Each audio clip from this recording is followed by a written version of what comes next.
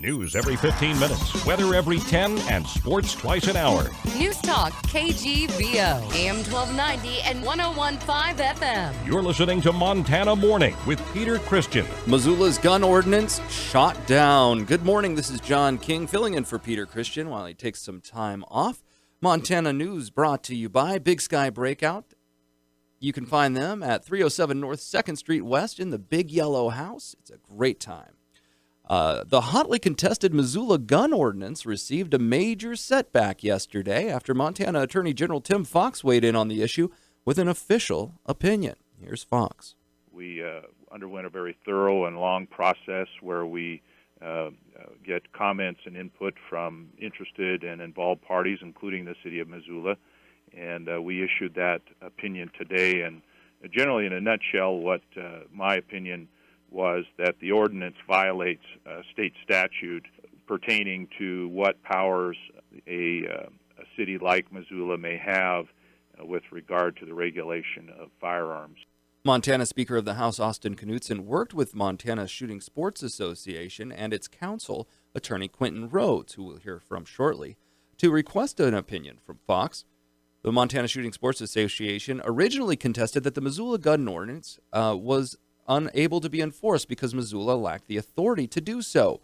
Fox's opinion buttresses that position and is, until a court says otherwise, the law in Montana. Basically what it does is prohibit the enforcement of the Missoula gun ordinance to that extent.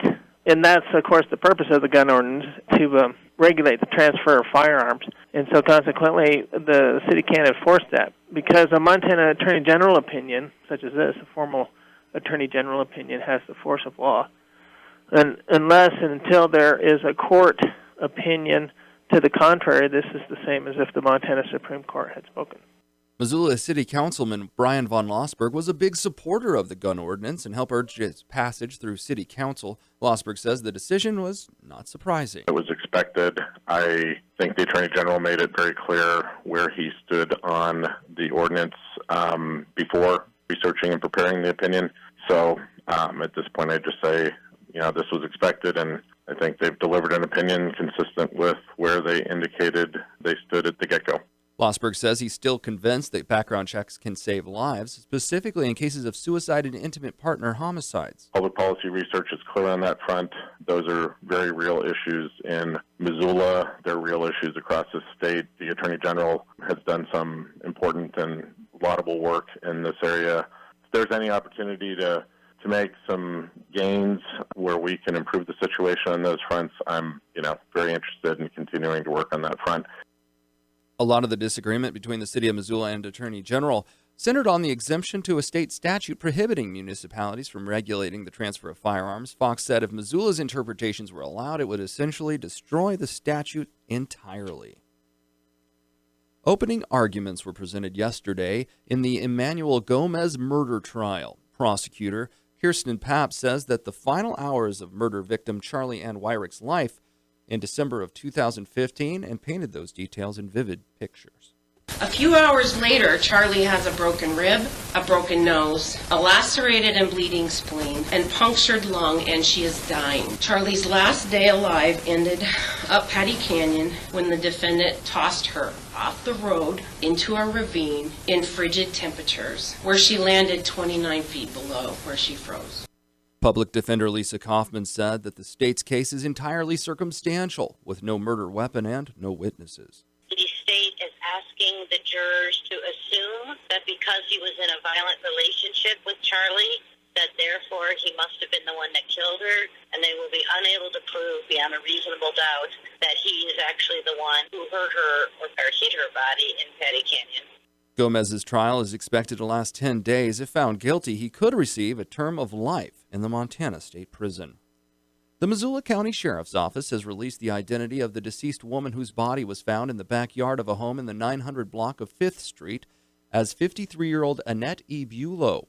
This is the second woman in 2 weeks who has been found dead outside a home in Missoula, but the Sheriff's Office and their spokeswoman, Brenda Bassett, says that the two cases don't appear to be connected. There's no reason to believe that the death of Mrs. Bulow and Christina England, the woman who was found up in the Linda Vista area, were connected in any way. So detectives with the Missoula County Sheriff's Office have no reason to believe that foul play was involved in the death of Christina England.